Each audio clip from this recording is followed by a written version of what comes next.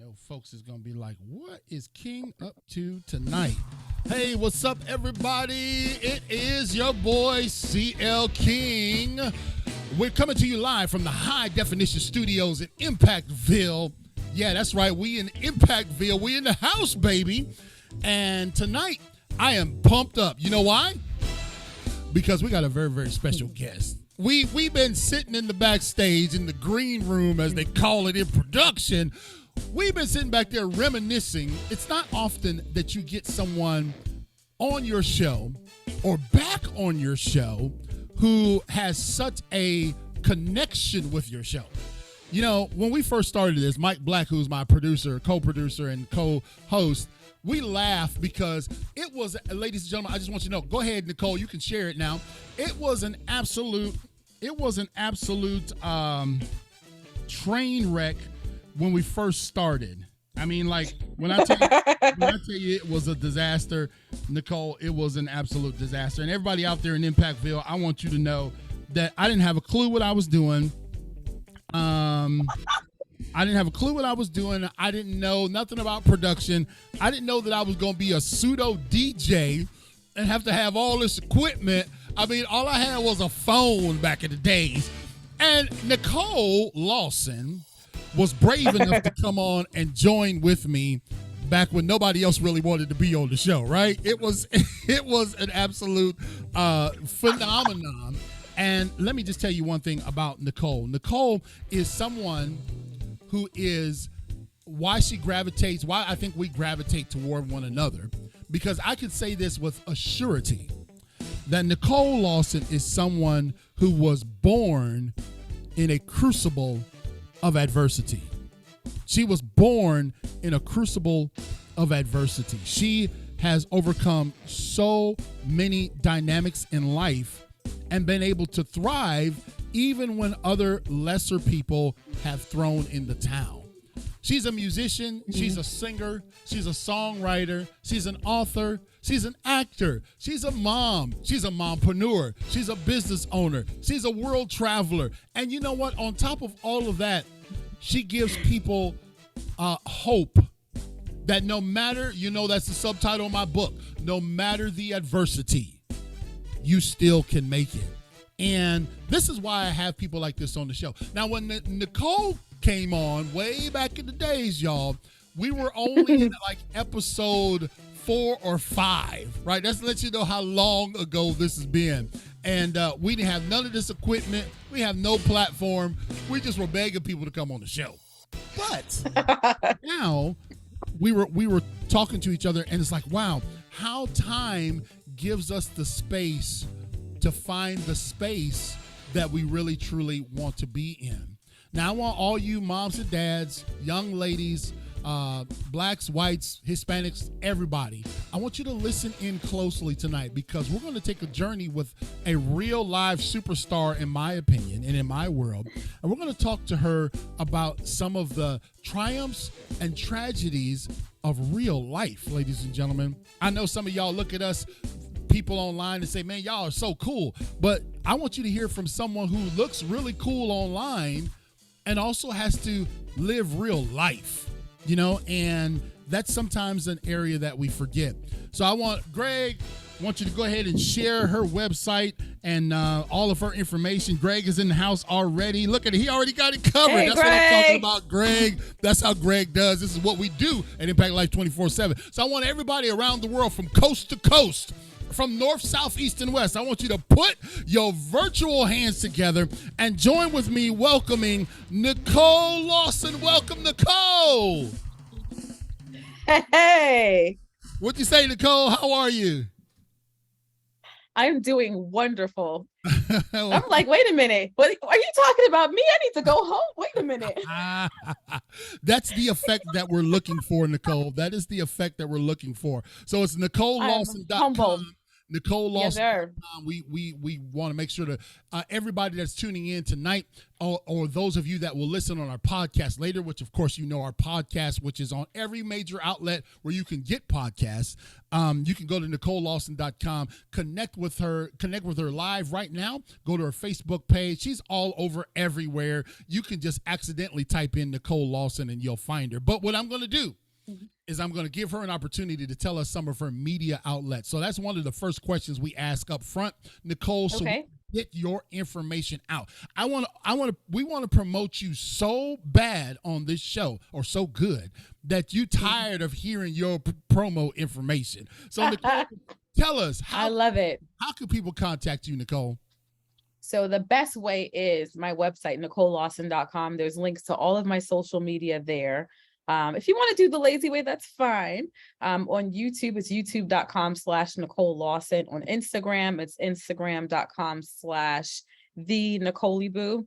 My nickname is Nicolyboo. So if you type in #Nicolyboo anywhere, you can find me there. Or like you said, I'm still Googleable. I still keep checking. You'll find maybe 2 or 3 Nicole Lawsons, but usually I'm at the top of the search. So if you search Nicole Lawson on almost any social media platform, you're going to find me.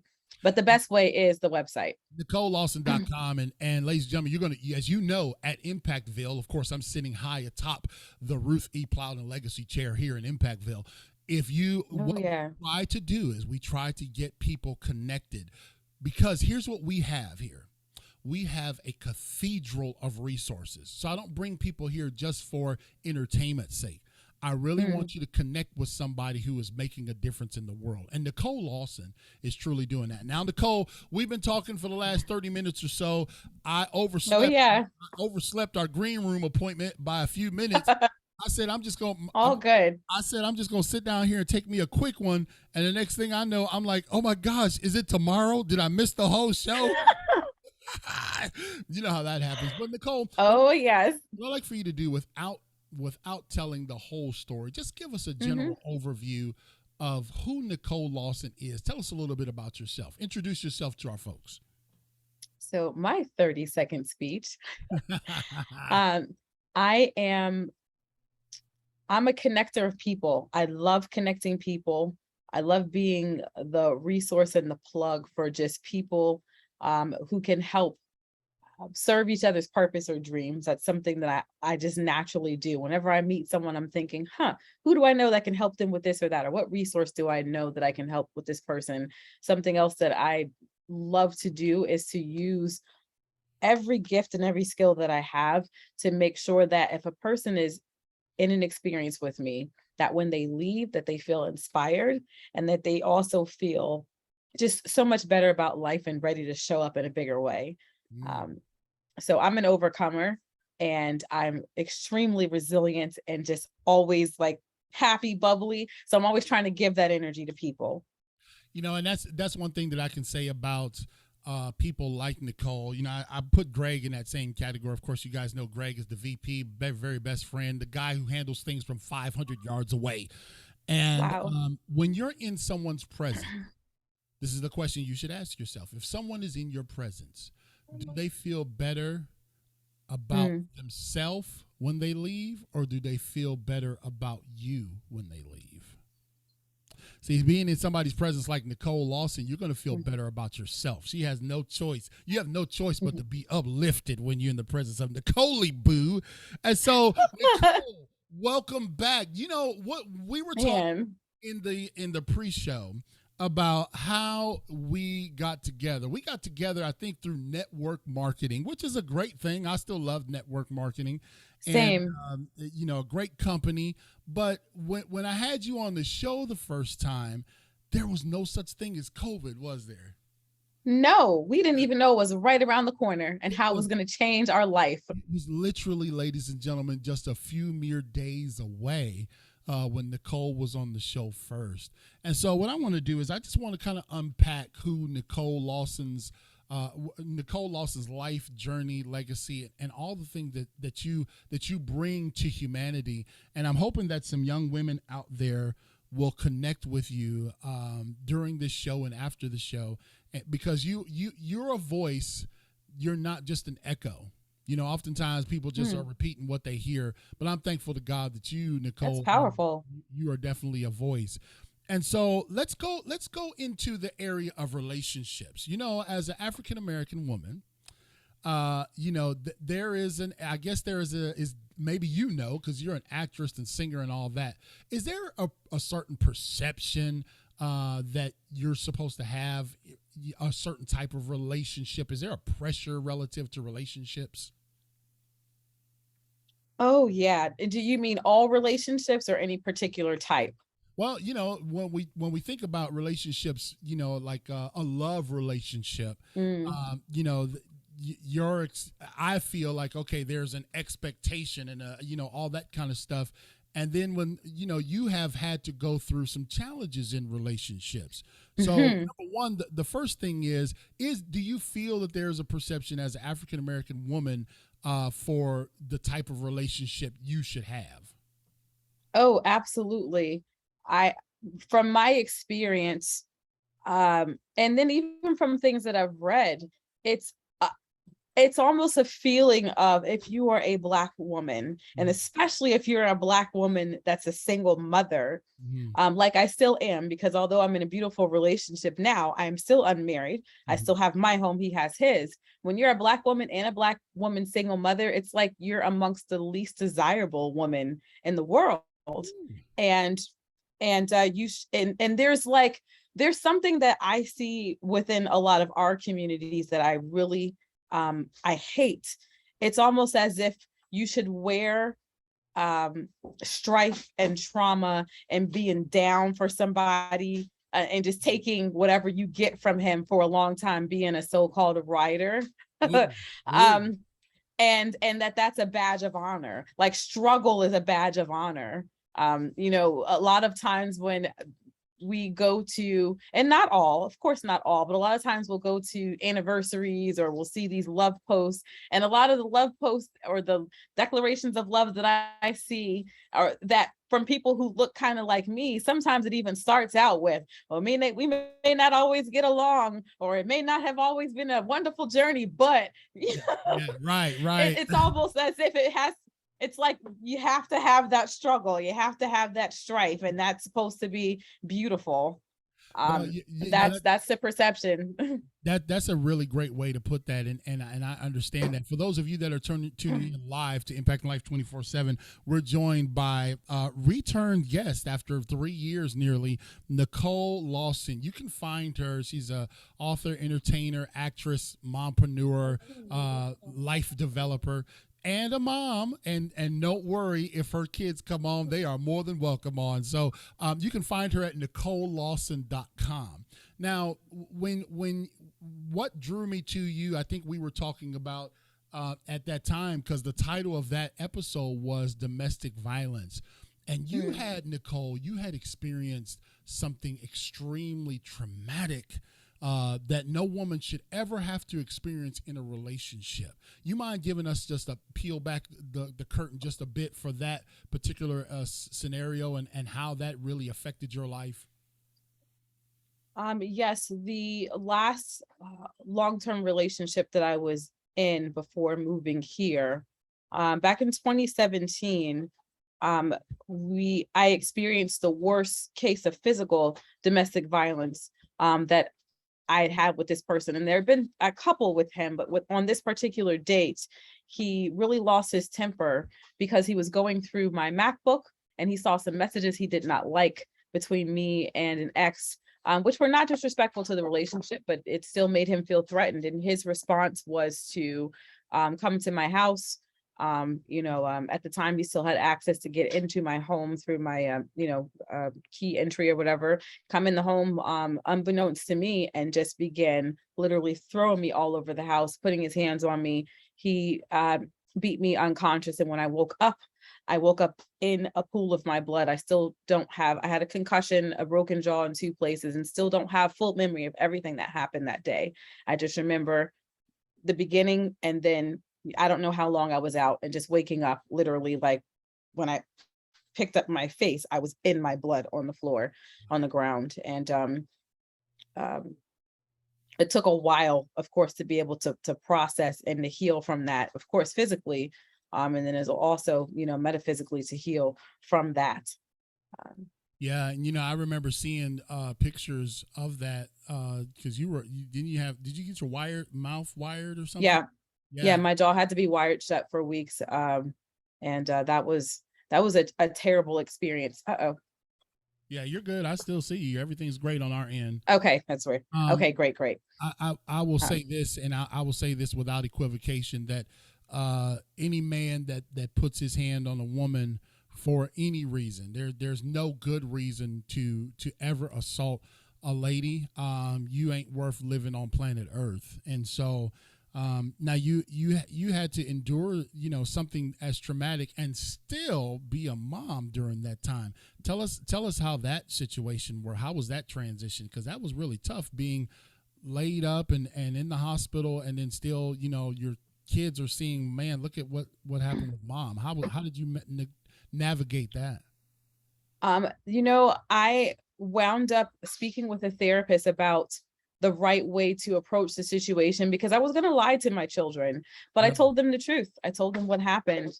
They had to see me hurt. They had to see my face literally cut open. I had to go through a few surgeries. So I told them the truth of what happened. And we kind of had to go through that. We had to go through that process of therapy together. Wow.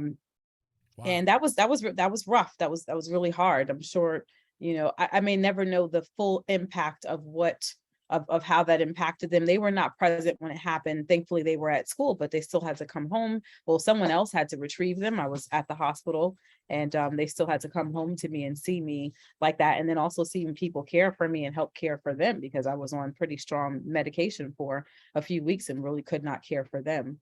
Now let me ask you this, Nicole, because you have been an inspiration to us. I didn't realize it was that long ago, so I've been knowing you for quite some time. Oh yes. Yeah. Oh yes. Yes. You are definitely an inspiration to multitudes around the world because of, like you say, you're expected to overcome and persevere and all that. But I want to shift gears just for a second, because you are a multi-talented, multi-dimensional person. And so out of singing and acting, okay, I'm just going to ask you, because I know which one I would choose. What is your favorite thing to do? Would you prefer to be an actress, or would you like to just get on the mic and sing? I always prefer music, but I'll tell you something. When I was, I don't know what year, whatever year The Little Mermaid came out, I was a little girl in Europe, and I want to say I was maybe first grade or something like that. I memorized the score to that whole movie, and I decided right then I wanted to do musical theater. I wanted to sing and act. There was like no separating it. There was no separating it. So it's, I took the long way to get there, perhaps. Or maybe not so much. I think I've been doing both my entire life. On a professional level, it took me a little while to kind of fall into both, and I'm still finding my way. But it is a blessing to be able to say that from the time I was a very small girl, I knew what I wanted to do, and I'm able to say that I've been doing that for several years. That's a blessing. So what's your favorite genre of music? That's a good question. I don't think I have one. I didn't prep her for that one, ladies and gentlemen. No, you didn't. I can't say I have a favorite. I like doing several. I know that there's a few that I just don't ever care to do. And I still respect it. I just don't like it. I don't like country music. I do not like country music. I don't care to sing it. Anything that's too hard, as far as hard rock or heavy metal is, that's just not my ministry. So, but I enjoy folk. I love doing, when I was in college and I had to study some opera, I loved learning that style of singing and classical music. Right now, the majority of the bands that I work with, as a matter of fact, tomorrow night I'll be at the Hard Rock in Atlantic City doing some old school, some disco music and some old school R&B.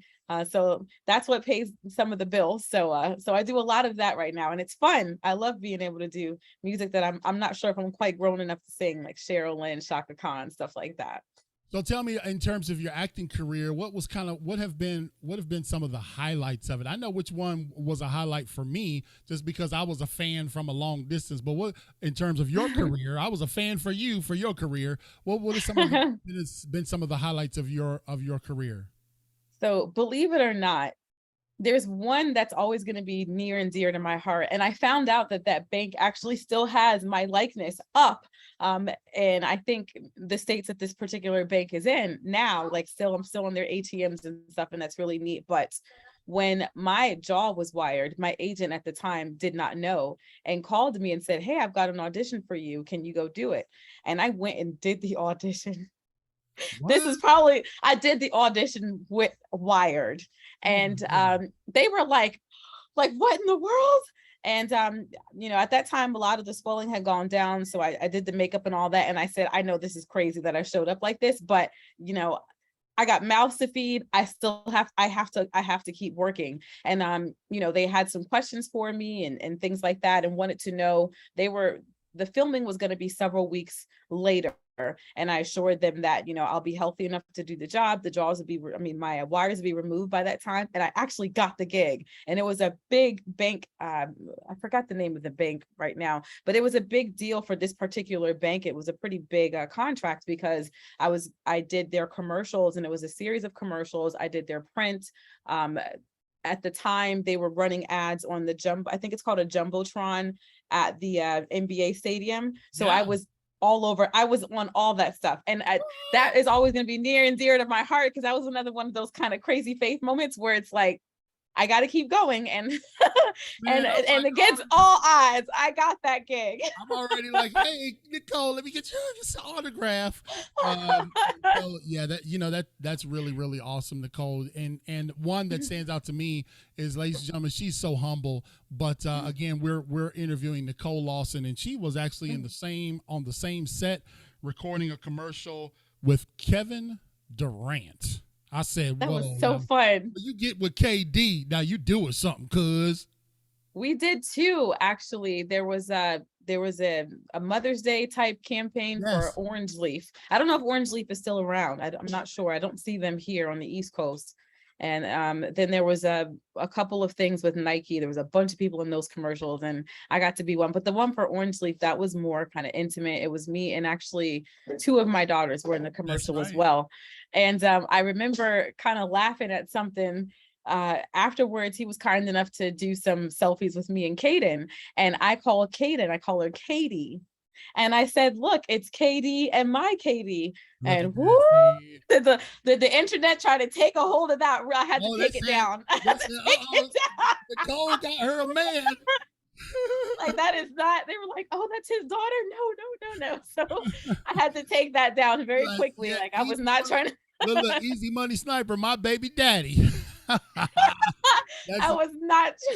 That's his Instagram. That's right. Is it easy money? That's sniper. Right. Nicole, here's what I'm going to do. I'm going to ask you to tell us about, because it's so important to me. I want you to tell us about your journey, where you had to put everything down. Okay. I got to step off scene for a hot second because I got an emergency in the background, but it ain't. Okay. I'm leaving my show in your hands. Okay. All right. You had to take, and I'm just going to be right back. I'm not even leaving. Okay. But you had to put everything down, Nicole. Mm-hmm. You had to kind of do a human reset. Mm-hmm. And I want you to talk to our audience about that journey and what it was like, the fears, the experiences, and what really got you to where you are modern day time now, okay? Absolutely. Nicole, I'm turning it over to you. You got it. I'm like, okay. So while I'm doing this, I kind of want to set up my little Instagram just for this part. So give me about 30 seconds. Let's see if I can figure out exactly how to do this. So I'm talking to you guys directly, and I think this is on 30 different platforms. It is. Give me another. That is amazing. Okay, so I'm like, okay, let me take advantage to set my phone up and do this. Go, as well. Nicole, so you got it, girl. So I'm talking about a period in my life where I decided to get away from everything that was familiar with me and really launch and do something that I'll call it another crazy faith moment. That's what it was for me. I'm originally from New Jersey, but I spent a lot of my life in the Midwest or South or whatever you want to call it, kind of in that Oklahoma, Texas, Kansas region. A lot of my life in that area was tumultuous. And I felt a call to get away from all of it for years, but I would be kind of afraid to bust a move, especially being a single mom of 4, to go and be completely alone on a whole nother level. That's a scary thing to do. And then I would just let people talk me out of it. People who meant well, they would say, you could barely survive in Oklahoma. How the heck are you going to survive going back to Jersey? Are you crazy? But when I experienced that domestic violence situation, it really changed me. And when you are faced with the possibility of losing your life, and realizing that you escaped that, and I felt like I had another chance at life, and I needed to do something really, really radical to make sure that the rest of my life was more so what I wanted. So I decided, it took me a couple of years to really put myself in that place, because that's a hard transition. That's a hard decision to make. So 2 years later, I decided, okay, I'm going to stop talking about it and kind of thinking about it and really bust a move. So what I decided to do was to get rid of everything and everyone at that time that was familiar to me. And I also had to lay down my religion, not turn my back on God, but lay down my religion, because all of those things for me were connected to dysfunction, to pain, to trauma, to abuse, to egotism. And it left me in a state of chaos. So yes, I was singing and I was acting and I had my business, but everything was not in the proper order. I was still very depressed. I was very unsupported. I was very unhappy. There was another place in life that I knew that I wanted to be at, and I knew that it wasn't there, and it wasn't connected to anything at the time that was familiar to me. And I just felt this call. It's going to be the big I hear that music. on the planet. But that's not what any of us remember it for. But wait a second. What the hell happened?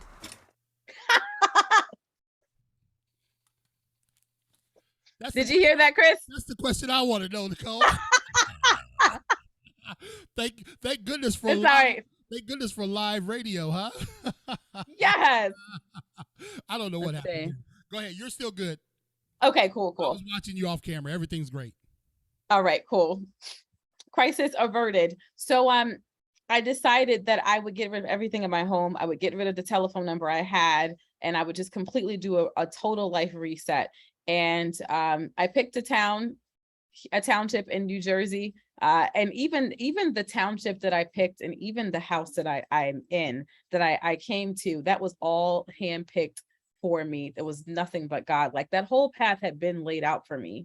And it took me a while to decide, I'm not going to listen to anybody else. I'm going to listen to this inner wisdom, and I'm going to go. And when I did, I can't tell you all the doors that were opened up for me along the way. As soon as I made the decision to go, I had a friend in Dallas that I knew from the music gig scene, who actually referred me to the man that's been my man for the past 3 years. And I mean, the healthiest, most beautiful relationship I've ever had in my life.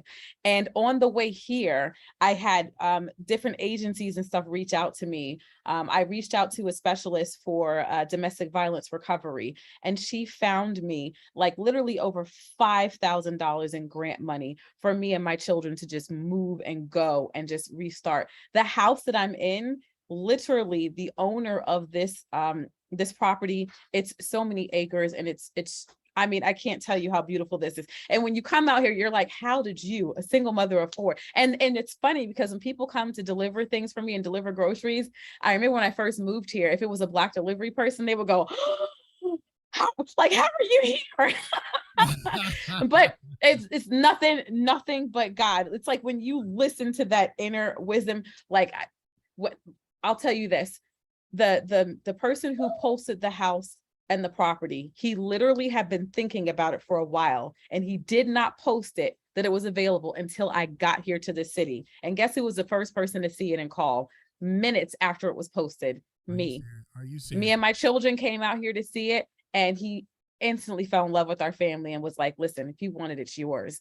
And I told him my concern was, I was really afraid that I didn't tell my ex that I was moving across country until the very last minute. I wanted to, because I've seen it when you leave someone who's been abusing you, that can anger them even more. Right. And I've seen it where they will follow you across country and they will kill you. Right. I had to make, so when I came out here, I told, the owner of this property and everything, and he said, listen, look where your house is, look where my house is, and look where the keeper's house is. If you come to the property, you got to get past Joey and Johnny before you can ever get to Coley. Okay, Joey and And Johnny. it's Yeah, that's the real names right okay, there. okay.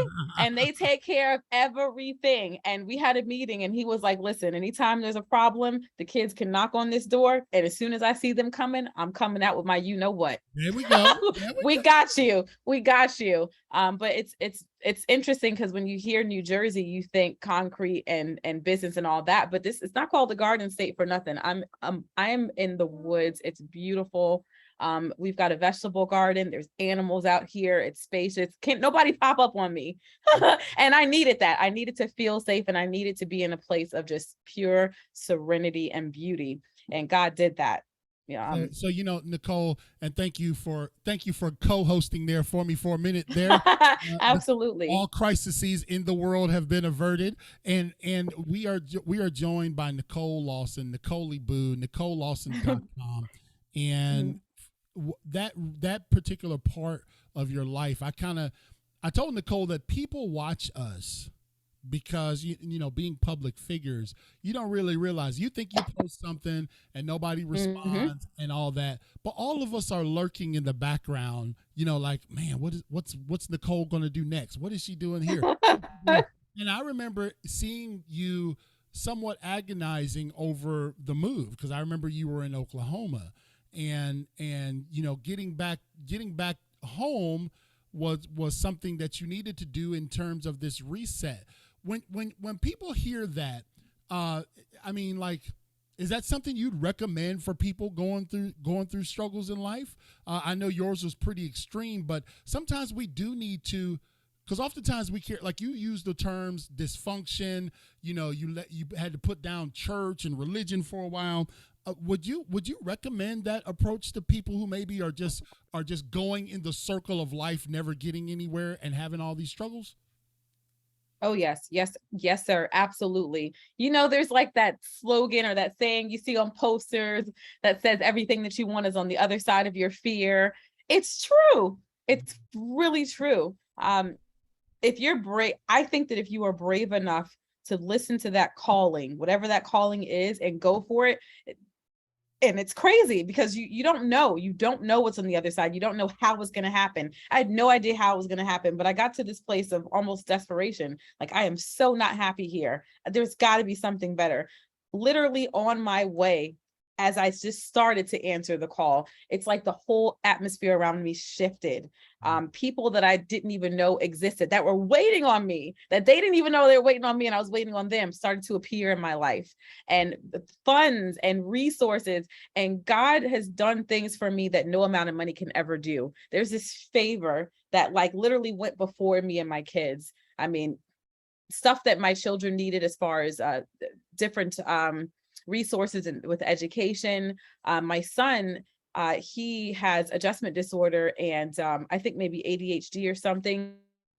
Stuff that I couldn't get for him there, we have here. Yeah. It's like I just had to be willing to do this. And then even when it comes to a certain level of support, and I'll shameless plug, I'm looking for a live-in nanny. I've been looking, and that has been a bit of a struggle, but it's a blessing to have that struggle, to say I've got the budget for it and to even have that. And even that, I couldn't say that there. I couldn't even say that I need to hire somebody there. So different problems, but hey, but a step up either way. Well, and you're a hustler in terms of, you're always finding a way, but this is, it's one thing, I saw a cartoon yesterday where there was two tunnels and then somebody on the top of the ground.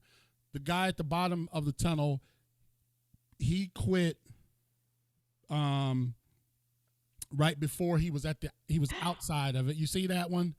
And then the other guy, he was working too hard. And then the guy up on top had all the excavation equipment and he was working smart. So it's, this is what I'm saying. Like, some people see us and they're like, oh man, they can do it. But man, it also is important that you can get some sweatless victories too, because had you stayed in Oklahoma, no telling what situation and how life would have turned out for you. And here's what I want to say about this. Me and you are both, is your dad a pastor? Mm-hmm. Yeah, I'm kind of Yes. scared of him. When I see him online, I'm like, gotta watch out for the Rev there, right? Especially from New Jersey. But Oh yeah. but you got to understand this. I know you being raised in church and singing in church and all that kind of stuff. To say Mm-hmm. it makes church people uncomfortable sometimes when you say, "Hey, I got to put this religion thing down for a minute to get my head straight." How was that for you? It was hard. I think it was hard for me, and it was hard for a lot of people in my family and extended family who loved the church and just did not understand me. And it was never me turning my back on God, Right. but sometimes you can get so caught up in religion, and this has nothing to do with any of them. It was all for me. Yeah. It didn't work for me to be in the same routine. It didn't work for me to sing the same songs and to hear some of the same stories and to have certain customs, because for me, those customs were attached to pain. This is not, I love my parents and I appreciate the things that they taught me, because all that stuff made me who I am today, the good, bad, and everything else. But for me, when I looked at the church, for me, my experience was a lot of egoic practices, things that were just too patriarchal. And it wasn't a healthy place for me. And for me, it wasn't a healthy place that I wanted to raise my children, especially my daughters, in. Of course, there's a lot of good in it, but there were a lot of traditions that for me hurt me. My very first encounter with sex, and a trigger warning for any of you that are watching, if you have children, you might want to tell them to back up for a moment. So there goes your 5-second warning. But I was molested and I was raped by a man of God. That was my introduction to sex. He was a minister of music and he was a man of the cloth. And when I came out, a lot of church folk blamed me and continued to hold him in high esteem. And so when it comes to the church community, and when it comes to a lot of stuff that I saw growing up, and I saw a lot of other people experience when it comes to particularly, maybe I can't talk about the white church, I didn't grow up in it, but the Black church and a lot of the Black community, and the way that they put too much onus on little girls like me, like I was, to try to protect yourself and to not be fast and everything else, instead of teaching these boys and men not to be animals. And so I was a virgin. I was not interested at all in boys or men in that way. And that changed me in a way that was very unhealthy. And it went on to shape a really long line of tumultuous relationships with men and not trusting men. So there was a lot of stuff that needed to be dealt with and undone or undid when it came to a lot of that stuff. When it came to my relationship with the church, I did not like it. I did not trust it. And a lot of the cliches and stuff that I would hear, it's a double-edged sword when you grow up as a part of the ministry, because you get to see the good side. And this is for all ministers. So it's not me to single out, I come from a long line of preachers, so I'm never going to single out anyone. And it's not even about any of them in particular, but I grew up in the church. So I got to see, me being a part of the ministry in the first family, and the way we have to present ourselves, because we are an example, whether we like it or not. But then also the demons that we have to battle and the struggles we have to face behind closed doors. Ministers need ministering to as well. And so, I felt like I needed respite from all of that, because for me, the majority of my experience when it comes to religion, it was trauma. Ladies and gentlemen, Nicole, I want to thank you, number one, for being so transparent, making yourself vulnerable. I know we didn't rehearse any of this. I usually do pre-shows with people, but I knew that I could have Nicole back 3 years later and we could just pick up from where we left off in our conversation. And that takes self-awareness. You know what I'm saying? Like, okay, me being a Lean Six Sigma green belt, this is just a fancy name for someone who figures out problems using statistics. Mm-hmm. In that arena, we try to get to what's called the root cause. Mm-hmm. We do a root cause analysis, right? And oftentimes, and this is what I'm saying here. You said some things about churching and religion and, you know, carrying our big old 75-pound Bibles and wearing our 95-degree centimeter hats and everything else. You said something that like is like it speaks to me like, hey, do you really know where you are? Are you just going through the catechisms of a program? And are you really what you're preaching about? Is your, not necessarily that you're a hypocrite, but is your life healthy? Like you're saying, you know, Jesus can do it all and he can take away all the pain, which you and I both agree with. But if you're not connected to that message, if that's not resonating in your life, then you've got to do some self-reflection. And I feel like, Nicole, that, and y'all religious folks, y'all just let me pastor you for a minute. I feel like oftentimes we carry around dysfunction and never get to the root cause. We'll continue to go to church. We'll continue to put our envelopes in the offering. We'll continue to do all that and still be full of dead men's bones. You know what I'm saying? And so when God told Abraham, go ahead, somebody. When God told Abraham to get out from your country and your kindred and all that, get away, God was telling him, look, I got a reset for you. You know, it's not going to be popular. It's not going to be what everybody understands. And, you know, people could have looked at you on the outside and been like, well, Nicole, why are you going to drive your kids halfway across the country? Yada, yada, yada. She's crazy. She's crazy. Right.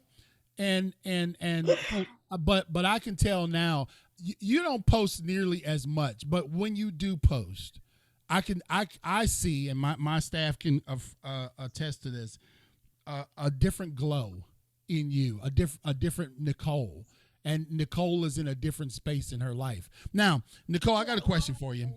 Usually the show, like I told everybody, Greg, just give us more time, extend more time on the clock, Greg. Usually we keep Thank you, Greg. We usually keep our guests for 30 minutes, but you're an alumni. We got to start doing like coins and stuff. You wrote a book too. You co-wrote a book with some people? Yes, called The Brilliant Awakening. Tell us about it. That project is near and dear to my heart. It's a compilation of stories from women from all walks of life, different levels of degrees and experience, but they all shared what we like to call our brilliant awakening, you know, talking about the transformation from life where you're living according to maybe someone else's rules or what you're supposed to do according to societal rules. And you come to this point where you have this awakening and you really begin to learn, discover who you are, who you're meant to be, and how to get better aligned with that life. And so it's, to me, I kind of look at it as maybe more so a feminist chicken soup for the soul.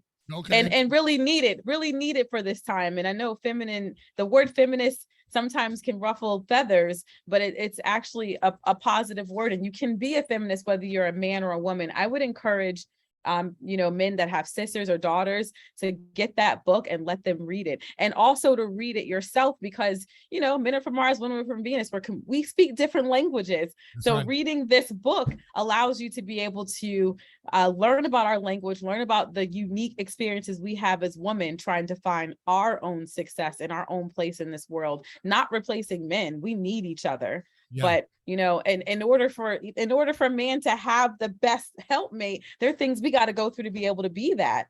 And so that book highlights a lot of that. And I talked about one of my biggest brilliant awakenings in life that helped me to go from what I used to be to the woman that I am now, that I'm really confident to be and happy and grateful to be. Well, that's amazing. The name of the book is called Brilliant Awakening. Yes. Okay. And that's also on my website. There's a link to my shop on my website, NicoleLawson.com, and you can pick up got it all that there, book. Ladies and gentlemen. Get that book. Get the book, Brilliant Awakening. I love it. Yes, thank you. One of our listeners, Jane Jocelyn, says this: what in the world, it was going to be the I can just tell you, I can tell you what's happening. Okay. I see what happened. Oh, I'm just looking at the comments. Ladies and gentlemen, I have this amazing computer that one day I sat on it on the couch and I got a glass screen. So it cracked slightly. And every so often, the computer will just do what it wants and brings up Netflix or brings up some YouTube. And so this is affirmation for me, ladies and gentlemen, that this computer is going in the shop effective immediately, because I won't have any shows next week, and my granddaughter's going to be here. So I'm going to stop this. Oh, Yeah, my oldest granddaughter will be here. But Jane Jocelyn says this, okay? And Nicole, I'm in a different space now in life too, because if that had happened to me several years ago, I would have threw this computer across the room. But I'm doing so much. I'm refined, sister. I'm so much better now. Jane Jocelyn says this, and thank you, Jane, for tuning in. She says, I appreciate what she said about the trust in church leaders. Sometimes you can be religious and go through all the right motions, but still not be a spiritual person in a relationship with Jesus. Man, that's a truism, isn't it, Nicole? True. I mean, it's always easier to be a teacher than to practice it. That's hard. I have that issue now, trying to be a leader and a mentor to other people who want to become flight attendants, and in that community, it's always easier to teach than to do. But go ahead. That's so true. And I think what your words are resonating with people. Phil, thank you, Phil, for commenting and saying great show. We're blessed to have Nicole here. Even look, 3 years later, and I still got a few glitches left to work out, Nicole, but I promise you it ain't like when you hear the show from the first time, man, I can't wait. You're gonna crack up. And she was like number 3 or 4 guests that we had when we started our podcast. We didn't have any of this equipment. I think I was talking to her from my closet on a cell phone. And so yeah, things have changed. Nicole, man, I love aviation. Okay, anybody who's ever heard me speak has heard me talk about Captain Sully. I think he was supposed to try to land in New Jersey when his plane went down. So tell us how you got in the aviation community, because I've been watching that and I've just been thrilled to death to see the whole ride. Well, first, I got to tell you that I really appreciate you, my big brother, and I'm so proud of you. I wanted to say that in the beginning, and I want to make sure I do not skip saying that. I am so very proud of you, because I remember the discussions of before the inception of this show. So I got to stop and give you your props, and also for your community that you have of leaders. Like I mean, I don't say a whole lot. You're right. I don't post a whole lot, but having access to that group and the phenomenal people like yourself that you have in there, you guys helped grow me up over these past couple of years too. Especially shout out to Bronson, Danny. Yeah. I so appreciate him as well, the both of you. So aviation, long story short, I loved seeing my father put on that uniform as an Army man and go to work. And I'll never forget, like, there's a certain pride, and my family is military and ministry. Yeah. So my grandfather, may he rest in peace, he retired as a major in the Army. My father was a sergeant. One of my brothers was in the Army for a while, and so many men in my family. So my goal when I was younger was to be the first female in my generation to wear a uniform. And I wanted to go not just to the Army, I wanted to be a Marine. Oh, yes, I did. That was my first goal. But I was blind as cooties bat, okay? I got rejected by every single military branch. They were like, "No, boo, you blind." And they told me, they said it was that they could not make the gas mask goggles to the extreme prescription I needed. So I'm like, I was supposed to be in the military, flying all over the world, wearing a uniform like my daddy and singing. I wanted to sing in the military. Yeah. So that dream didn't happen. And years later, I still wound up becoming a professional singer, praise God, all that stuff. And, I guess I pat myself on the back for making that happen. But some years later, a friend of mine who worked for American Airlines said, "We are recruiting and you would be perfect for this. Have you ever thought about being a flight attendant?" And it never dawned on me. So when she said that, exactly, I was like, wait a minute, I still get to wear a uniform. I get Right. to travel the world. I get to be in front of people all over the place. I still get to serve. They're essential workers. We look pretty with the pearls and the pumps, but let me tell you, I could put you on the ground and put you in handcuffs so fast. Like the training we go through, don't mess with us, baby. We can save your life or take it if you mess with us. Don't slip. Don't slip. She said, Right. don't get it twisted with the heels, right? Because Okay. this heel I'm pushing up on you, boy. That is so remarkable. And when I was watching you go through your flight attendant journey, I was just like, man, I've been around aviation for the last 30 years. I can't believe she's doing this, man. So how was that whole journey in terms of the school and everything? Was it tough? It was hard, but it completely changed me. It made me so much more observant about everything around me. I came out feeling like a well-oiled machine. The first airline that I was with, their training was very thorough. I got to give it to them. Unfortunately, my experience working with them operationally was very, Yeah, yeah.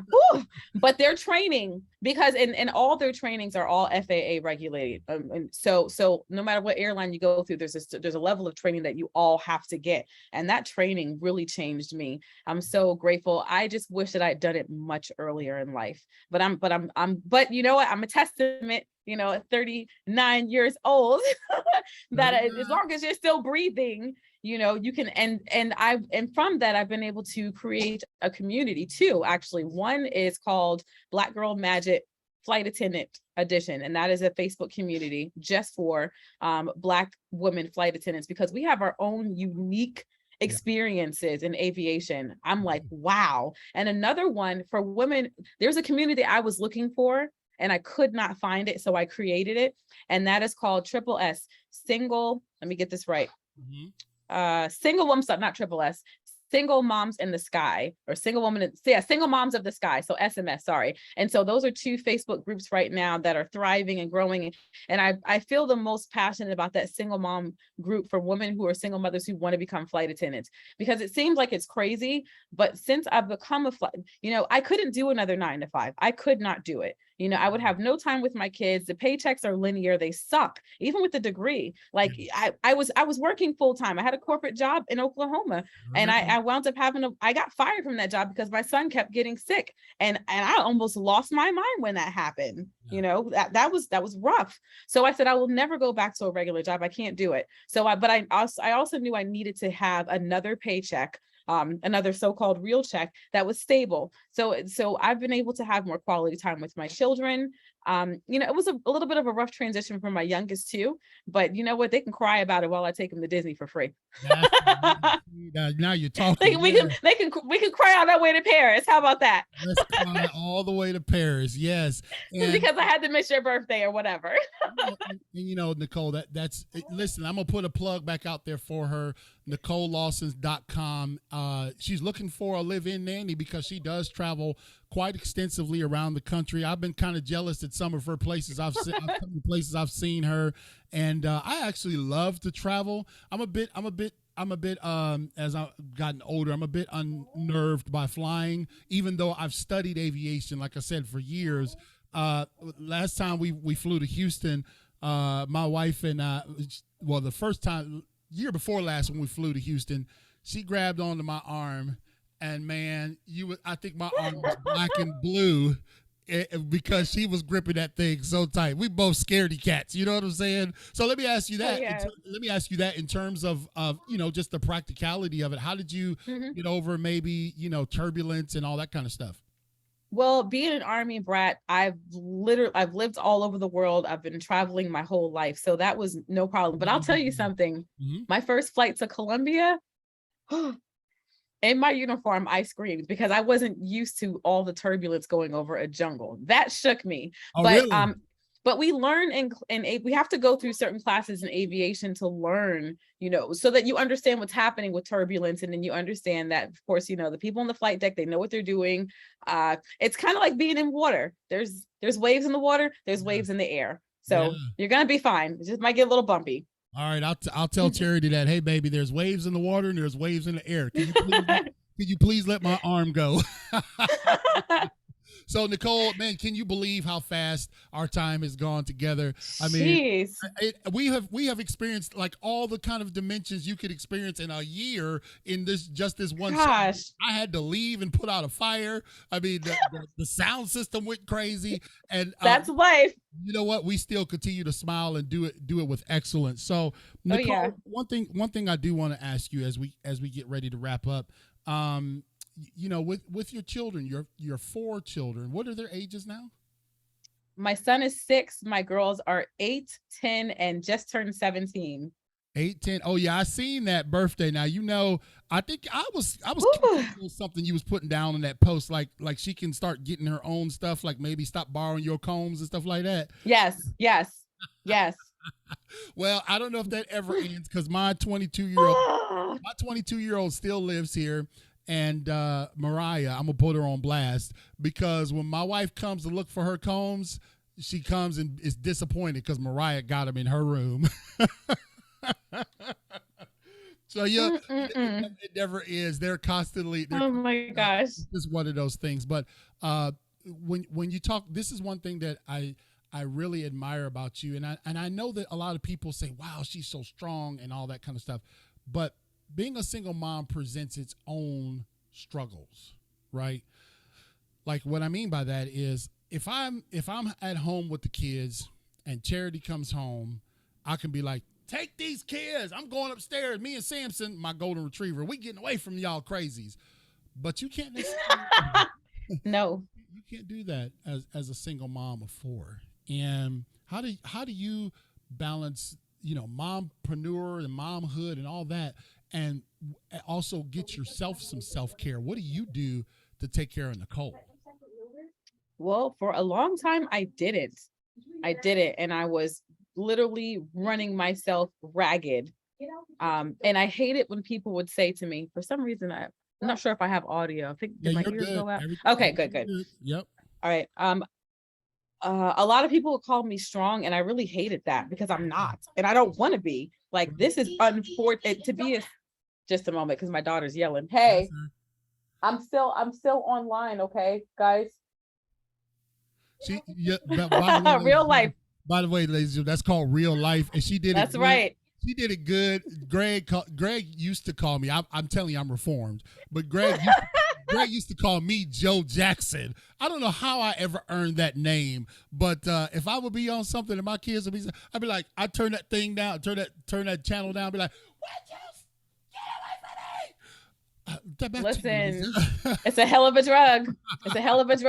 So I actually, you can call me Joe Rita Jackson or Davita Joe Jackson, because it's still a struggle, I'll be honest. But for years, because I was a very frustrated, tired, overworked single mom, working a full-time job, performing, trying to run the home business and 4 kids and by myself, and virtually no help.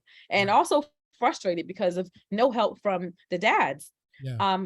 I looked at myself and I was like, oh my God, I'm turning into the typical baby mama. And that made me angry. So a whole lot of cussing happened. And it's not a whole lot of cussing that happens now. It's still a little bit, but like I said, I had to go through some real radical changes and therapy. And I also started taking medicine for anxiety. And it's like, it took away this desire to want to throw everything and cuss everybody I see.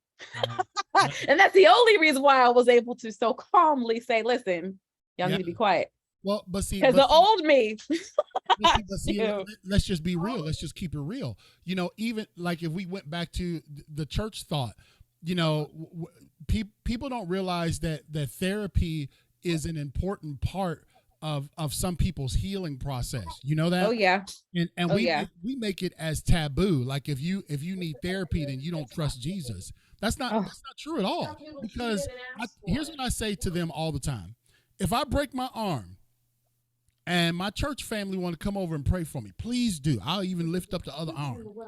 But if this arm don't get healed while you praying for me, can you please run me down to the ER so the doctor can wrap this bad boy up? It's the same thing with this mind here. You know, this mind is complex, the most complex part of our body, right? Oh yes, it is. It runs it all. Right. And we sit here and sometimes think like, well, you didn't pray enough, sister. You just need to get at to the Lord. No, I need to go talk to somebody, and I realized that writing this book. So what do you do to sneak away for your own self-care? So now there's a couple of things. When I first moved here, the bathroom downstairs has an amazing garden tub and jacuzzi thing. So at least once a week, they know when mommy goes in that bathroom and locks the door, I'm lighting candles, I'm turning music on, do not bother me. That was my spa. That was my spa for a while. And then as I started getting settled and finding my way around, I said, okay, on a regular basis, I have to find a spa. I got to find a Groupon, to go and get a massage, go get a body scrub. So it's something I make myself do, once or twice a month, at least once or twice a month. I've got to go get my nails done. Got to get my eyebrows done. I've got to keep up taking care of myself. That's good for my overall everything, and then I would come back refreshed and happier and ready to go again with the kids. And that's what I'm saying, ladies and gentlemen, that self-care is important. You heard it from Nicoleboo Lawson. You can find her at NicolesLawson.com. Now, let me see here, Nicole. Where I know you're picking up with a new airline agency, but do you know where your first assignment's going to be? I'm not sure where I'm going to be based, but I know that it'll be here on the East Coast. You never know what your assignments are going to be. Okay. I just know that half of the month I'm flying, and then half of the month I'm home. Okay. So it's always like that. And so for me, you're on reserve at least your first, with this company, it may be a couple of months.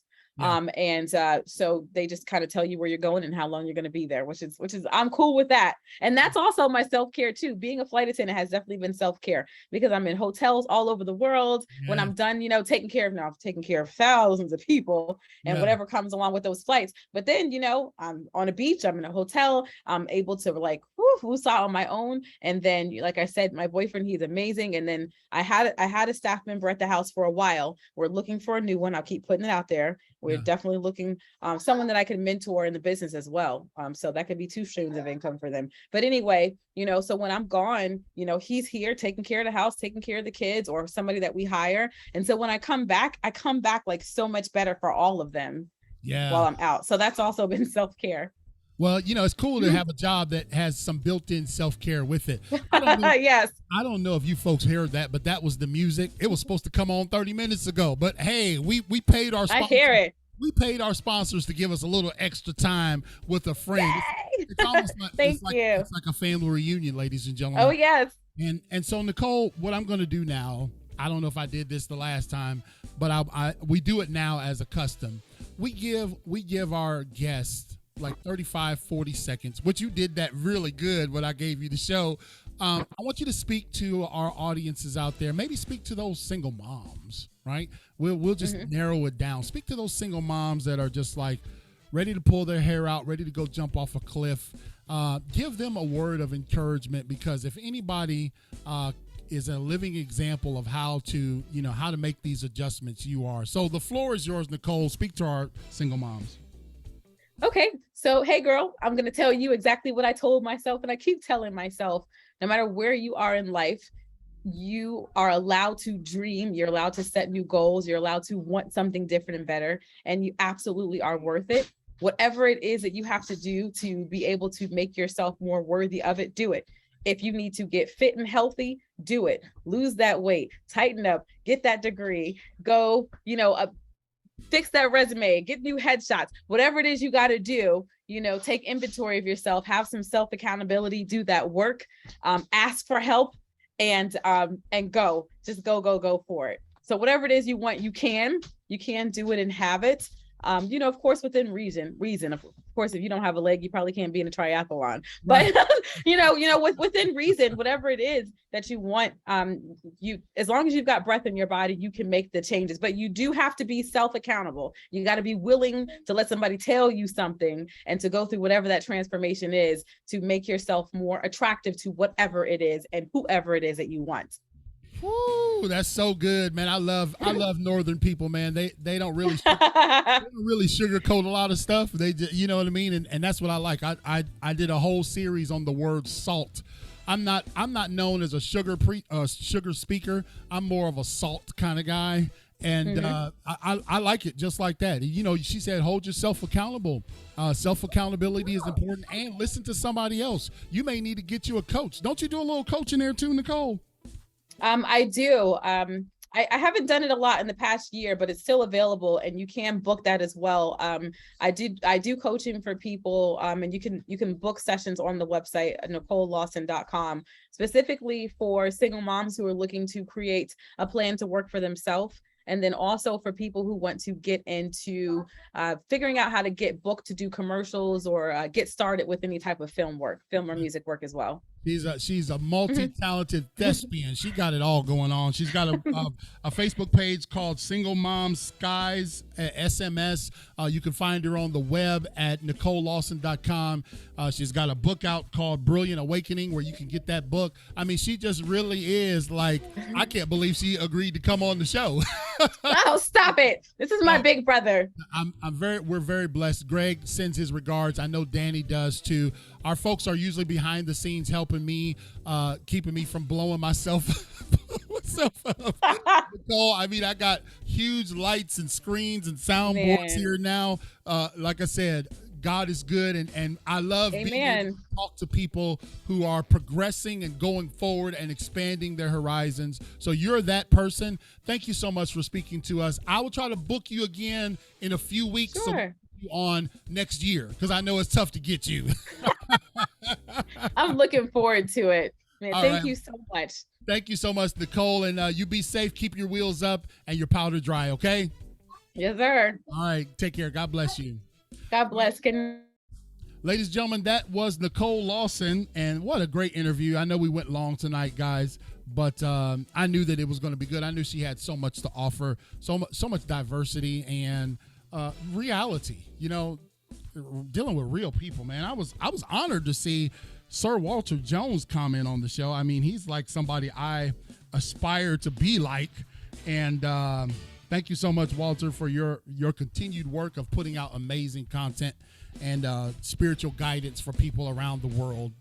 And so we've become friends virtually. And so, yeah, great man. But thank you, Greg, for helping us make this show possible. Impacting Life 24/7 has really grown to what you see today. We still have a few, we have our quirks, right? Like Netflix just coming up on the show when you don't, and then King having to run off set to put out a fire. So nonetheless, Nicole Lawson is, you know, when we say, man, we look at people who are entrepreneurs and business owners and public figures, we also need to realize that they're human beings and they're people. And, you know, having someone talk to you from Nicole's stature, and then her kids coming online and doing homework or whatever, it just lets us know, man, that, hey, man, you know, popular people still have to do, you know, different things just like normal folks do. And Nicole, I'm telling you, we didn't have enough time to cover it all, but she is really a sought-after actress, a sought-after psalmist, and, you know, now a world traveler there with the airline business. So very, very thankful to have her on. And it was kind of cool with the whole, what do you call it, like reunion? Because like I said, the first show she was on, we were on a network that I won't even say live now, but it was terrible. And yeah, those were train wreck episodes, but she agreed to come on then, and thank God she still agrees to come on now. Greg, you're world famous, brother, and you're normal too. And so, but you're also my best friend, so that makes you abnormal. Tomorrow night, guess what? I'll have another guest host, Niecy Jordan from I Am Niecy J. I think her book's right there behind me. She's got a book called Behind Closed Doors, but she's coming on to guest host for me tomorrow night for a special episode of Impacting Life 24/7. And we're going to talk about this book that's coming out called Who Ate My Brownie? No matter the adversities, you still can make it. So she's going to interview me on our show. How cool is that, huh? Tomorrow night, 7 o'clock Eastern Standard Time. We're just going to continue to push this week out.